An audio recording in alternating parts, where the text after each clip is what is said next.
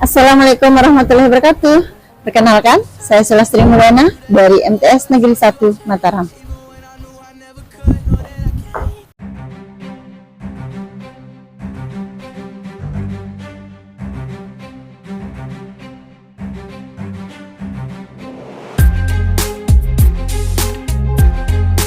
Selamat datang di MTS Negeri 1 Mataram.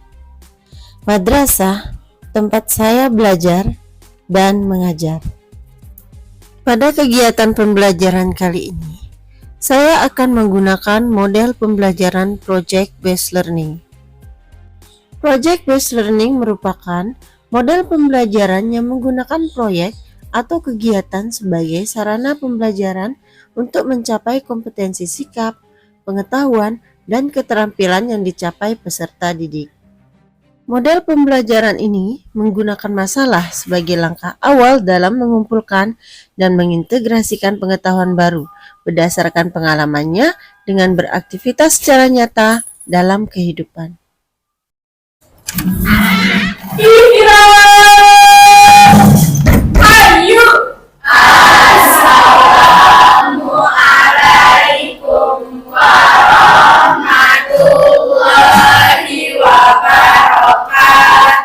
Silakan duduk.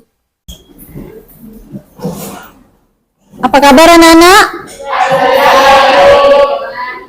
Ya, sebelum kita memulai pembelajaran, kita berdoa terlebih dahulu ya. Silakan ketua kelas dipimpin doanya. Sebelum kita mulai belajar hari ini, mari kita berdoa. Bismillahirrahmanirrahim.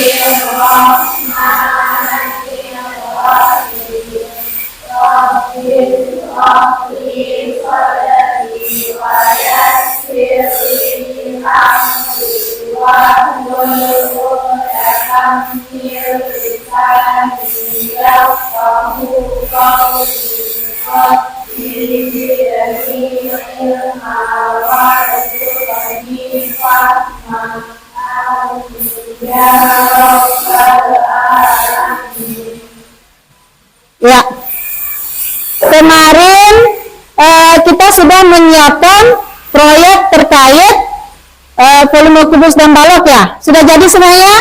Sudah. Ya, sebelum itu Ibu mau absen dulu ya. Ada yang nggak masuk nggak hari ini? Ada Ibu. Berapa orang? 2 orang. 2 orang. Siapa aja itu? Medina sama Norayasani. Medina sama Norayasani. Kenapa? Medina dia izin, Norayasani dia sakit. Oh iya. Kita doakan semoga teman-teman yang sakit bisa segera sembuh dan cepat pulih kembali ya.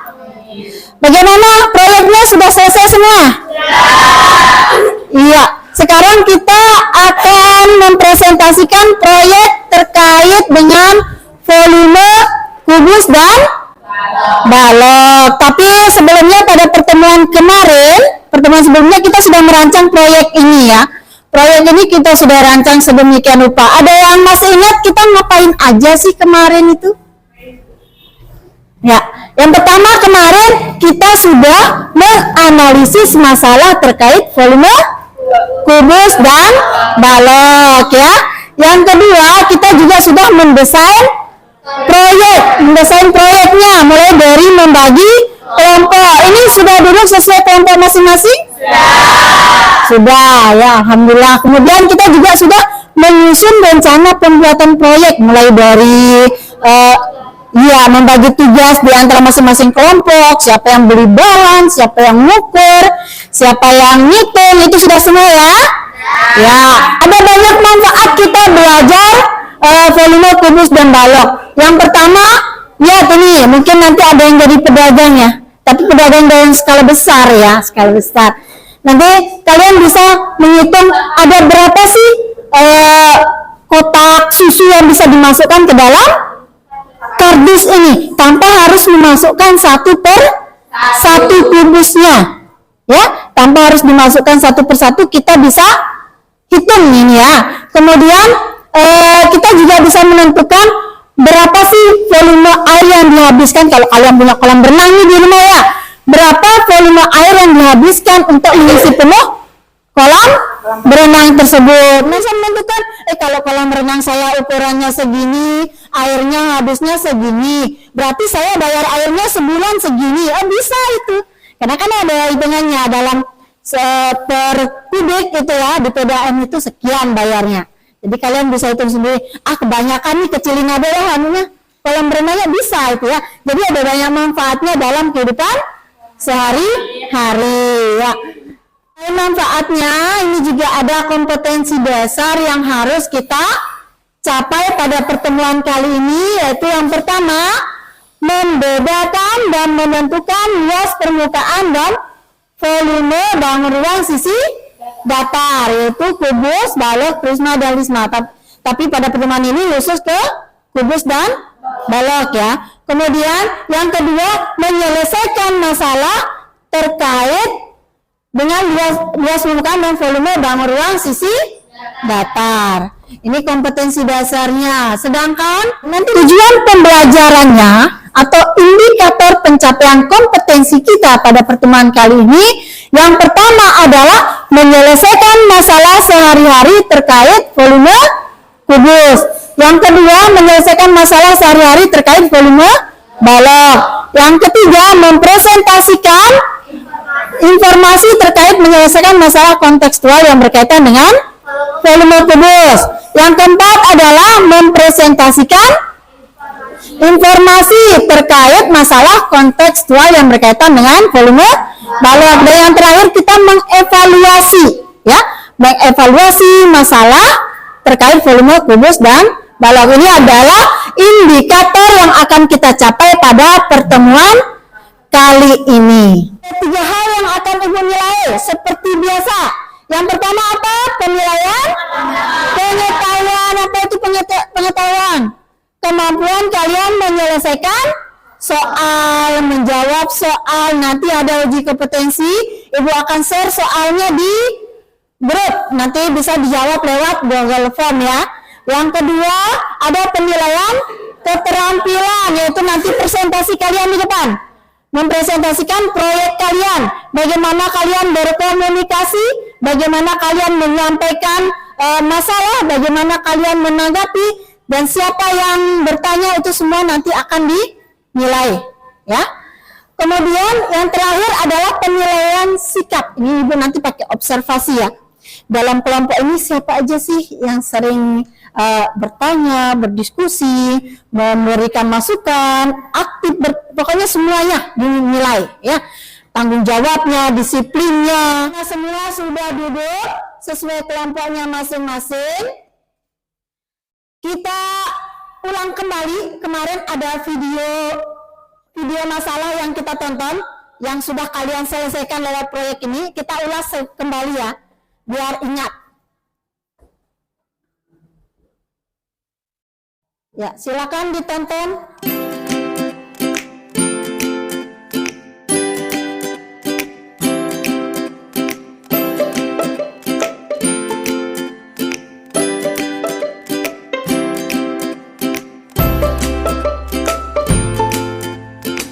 Ini permasalahan yang kemarin yang sudah kalian selesaikan melalui proyek. Apakah sudah diselesaikan masalahnya? Itu masuk ke soal diskusi nomor 3. Soal diskusi nomor 3. Udah selesai semua? Sudah ya, alhamdulillah ya. Sebelum presentasi, perhatikan, Ibu kasih penguatan sedikit dulu kubus dan balok. Ada yang masih ingat? Kubus itu apa sih? Silakan, apa itu kubus? Angkat tangan sayang. Ya, apa itu kubus? Bangun ruang sisi datar yang semua sisinya berbentuk persegi dan semua bentuknya sama panjang. Iya, busuk ya, ya. Jadi balok itu adalah bangun ruang sisi datar. Ini ya contohnya ya, yang sudah kalian lihat, yang semua sisinya berbentuk persegi. Ada berapa sisinya? 6, bawah, atas, depan, belakang, kiri, kanan. Ada 6. Ukuran sisinya gimana? Sama panjang semua ya. Ya, ini kubus. Apa volume kubus? Masih ingat volume kubus? Silakan angkat tangan. Ya. I sama dengan S kubik Ya, S pangkat 3 atau sisi kali sisi ya. Kemudian yang kedua balok.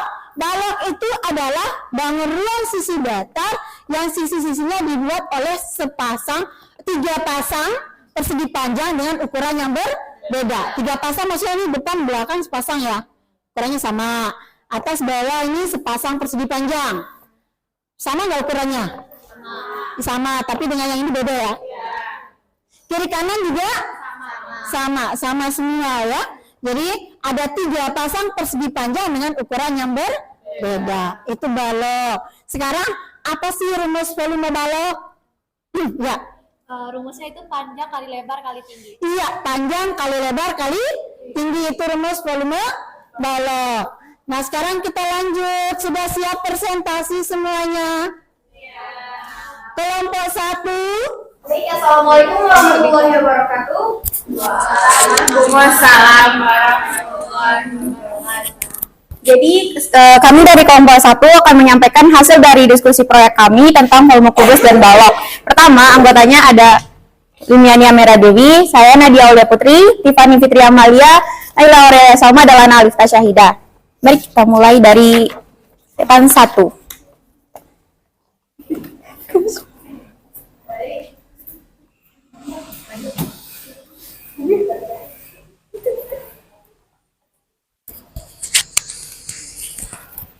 Nah, kita mulai dari laporan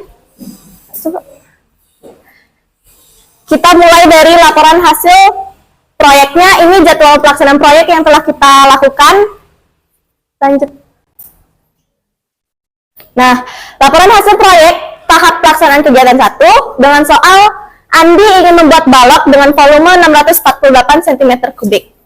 Jika panjang dan lebar balok yang diinginkan Andi berturut-turut adalah 12 cm dan 6 cm, tentukan tinggi balok yang harus dibuat Andi dan buatlah balok dengan ukuran tersebut menggunakan kertas manila. Nah, kita ingin mencari tinggi balok.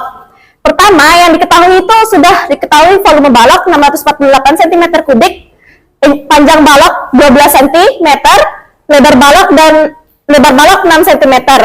Nah, penyelesaian untuk mencari tinggi balok diketahui rumusnya yaitu volume balok atau dibagi panjang kali lebar, yaitu 648 dibagi 12 kali 6.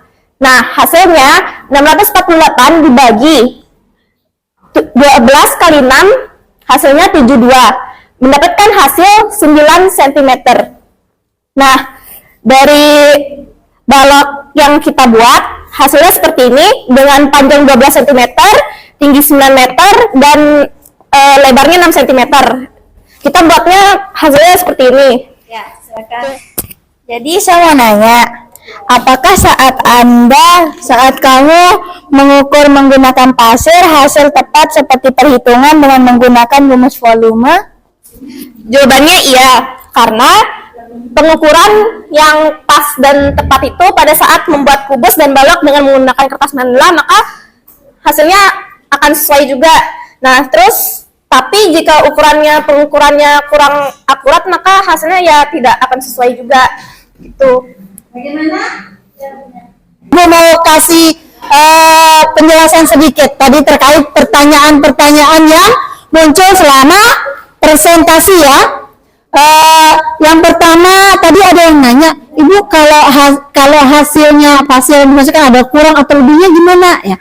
Misalnya nanti di realnya ya, kalau di realnya kehidupan nyatanya kalian misalnya nanti jadi pengusaha ya, punya kotak kardus nih, kan nggak selamanya pas yang bisa masuk ya, nggak selamanya tepat gitu. Kotak susu atau apa yang mau kita masukkan ke dalam kardus itu nggak selama itu ukurannya pas sama ya. Jadi nggak bisa dibagi mentok, oh sama ibu, nggak bisa ya. Pasti ada kurang dan lebihnya. Misalnya ini kardusnya ini dimasukkan ke dalam ya. Ketika kalian memasukkan, kalian bagi tanpa harus memasukkan ya. Kalian bagi volume balok dengan kotaknya. Nah, kalau hasilnya koma, kita bulatinya kemana? Ke bawah atau ke atas? Ibu tanya, ke bawah atau ke atas? Ada yang ke bawah, ada yang ke atas nggak? Yang bulatin ke atas gimana?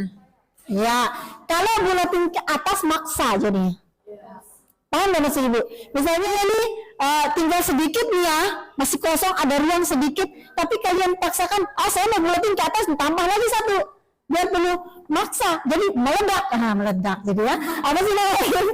Iya, nggak muat nanti ya. Jadi dibiarkan aja kita bulatkan ke bawah supaya nggak penyok lah ya. Nanti kalau terlalu dipaksa masuk ke semua kotak susunya penyok, nanti takutnya pecah di dalam lember ya. Jadi jangan dipaksakan. Kalau di realnya ya kita harus bulatkan ke bawah. Kalau nggak muat jangan dipaksa masuk semuanya dengan ukurannya nggak pas, itu paham? Ya. Simpulannya yang pertama ya kayak tadi yang gue jelasin ya, kita bisa memanfaatkan volume kubus dan balok untuk penerapan dalam kehidupan sehari-hari, yaitu kalau ingin mencari banyak kotak yang bisa dimasukkan, kita tinggal apa? Membagi apa? Ya, volume kardusnya atau baloknya dibagi dengan? Iya, volume kotak yang akan dimasukkan. Ya, sebelum kita akhiri, kita bermain game dulu ya. Silakan buka menti.com. Kita main game dulu sebelum kita akhiri pembelajaran hari ini. Ya. Silakan. Sudah? Silakan dijawab. Cepat. Ya. Toret-toret dulu.